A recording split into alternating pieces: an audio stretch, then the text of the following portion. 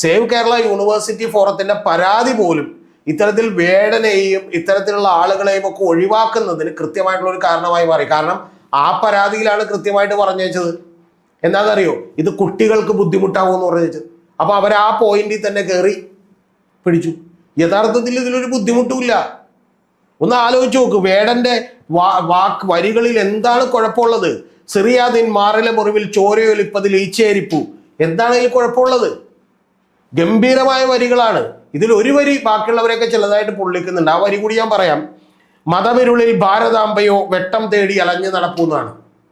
മതമിരുളിൽ ഭാരതാംബയോ വെട്ടം തേടി അലഞ്ഞു നടപ്പൂന്നാണ് എന്ന് പറഞ്ഞാൽ ഭാരതാംബ എന്ത് ചെയ്യാണ്? മതമിരുളിലാണെന്നും അത് വെട്ടം തേടി എന്ത് ചെയ്യുകയാണെന്നും അലഞ്ഞു നടക്കുകയാണെന്നും. മനസ്സിലായോ ബുദ്ധിമുട്ട് എവിടെയാന്ന്? ഈ ബുദ്ധിമുട്ടിന് ശരിക്കും പറഞ്ഞിട്ടുണ്ടെങ്കിൽ സേവ് കേരള ഫോറം ഒക്കെ, അവരിപ്പോൾ സേവ് യൂണിവേഴ്സിറ്റി ഫോറം ഒന്നും ഇങ്ങനെ ഉദ്ദേശിച്ചിട്ടുണ്ടാവില്ല. പക്ഷെ അവരുടെ പരാതി പോലും ഈ പറയുന്ന നമ്മുടെ എം ബഷീറൊക്കെ എന്ത് ചെയ്തു, വലിയ നൈസായിട്ട് ഇത് ഒഴിവാക്കാനുള്ള ഒരു തന്ത്രമായിട്ട് എടുത്തു.